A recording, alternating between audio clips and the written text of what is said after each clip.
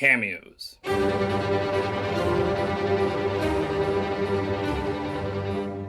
Guest stars. All these things involve a distinct character or celebrity showing up from one IP into another. It used to be few and far between for these types of events, but at some point, we started to get more. We used to maybe get an in the same parent company crossover like Akuma and Tekken 7, or Spider-Man and Tony Hawk, back whenever Activision owned both those things, and before Activision was maybe owned by Microsoft. That's neither here nor there. But now, oh my god, now we get hundreds of them a year. Crossovers as far as the eye can see. You've got Naruto crossing over Fortnite. You've got, we'll get into it. All of this has led to the creation of a singularity of IP crossing that strips all of the fun and specialness out of the concept of crossovers down to its very core. And at the core of this is an absolute point in intellectual property, a black hole called Fortnite.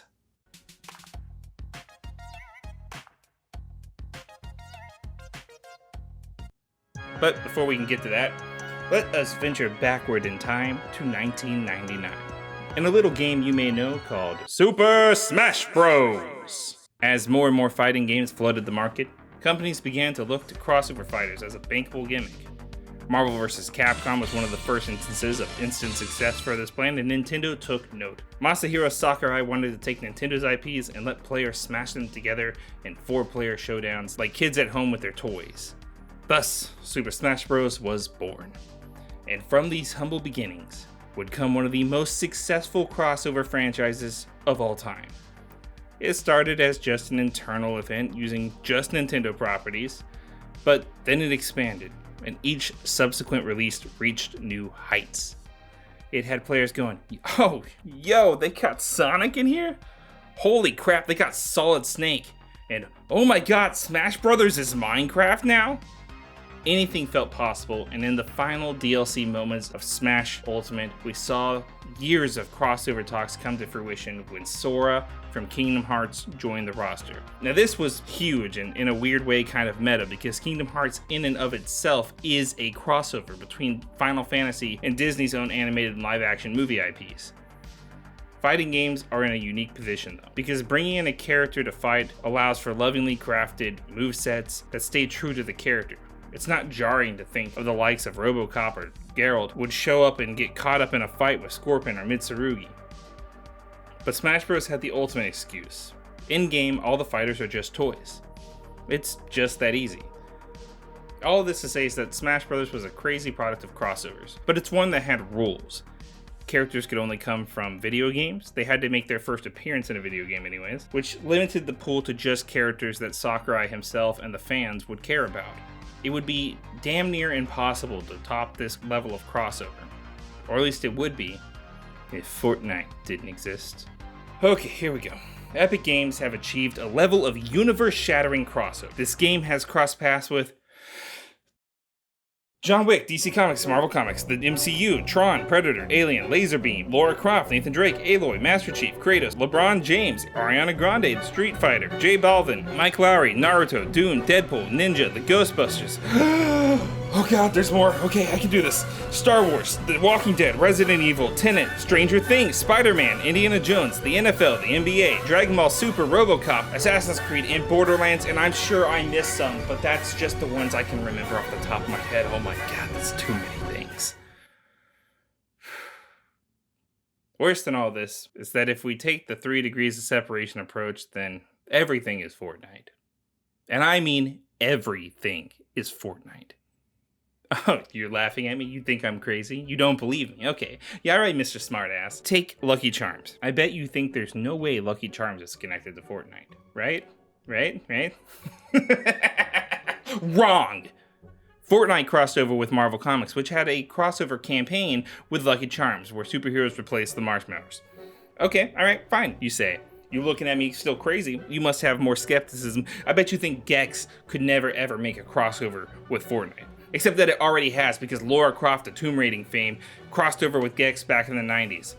No. No. Do you know what this means? Fortnite crossed over with Halo.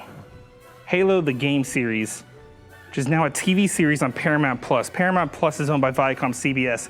CBS is the station affiliate at the station I work at. Am I Fortnite? That can't be, but the evidence.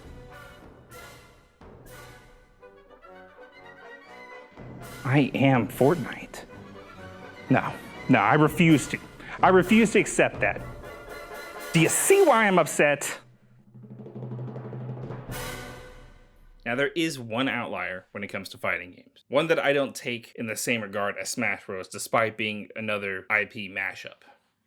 That game is Multiverses.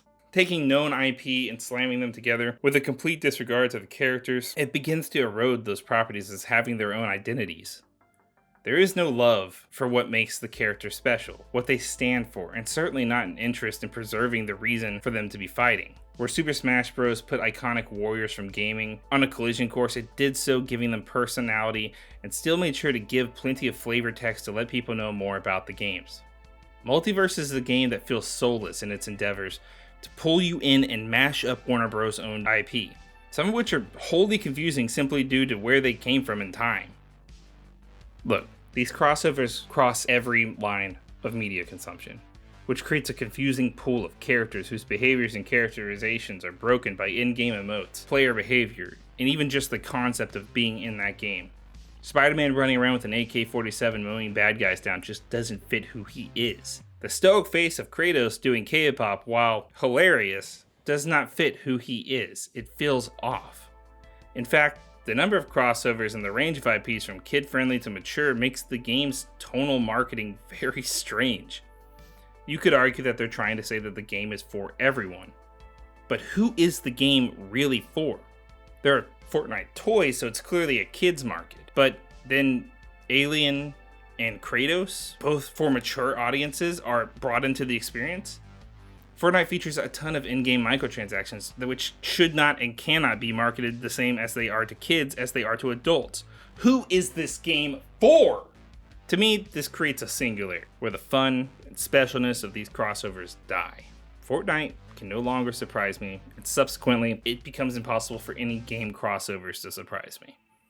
It's the death of the creativity it takes to build a relevant story around these crossovers that hurts me the most. Now, if you tell me that Attack on Titan or Godzilla crossed over with Call of Duty, no matter how absurd that sounds, I will have to believe you. And, huh? What? That happened already? Yeah, I mean, you see what I mean? I feel nothing. It's sad because this stuff used to feel cool. Like a once-in-a-lifetime chance to see certain characters interact. Now it only feels like corporate synergy and brand expansion. I don't know. Maybe I'm a pessimist. Maybe I'm being very cynical about the whole thing. And I don't want to take away from anyone's fun. You're allowed to have fun. But soon everything will be Fortnite. And nothing will remain as a standalone item. Anyway, thanks for watching my rant about the overabundance of crossovers. Let me know in the comment section if you feel the same way. And as always, for more gaming news, reviews, and previews, and existential crisis over crossovers, subscribe to Hardwired.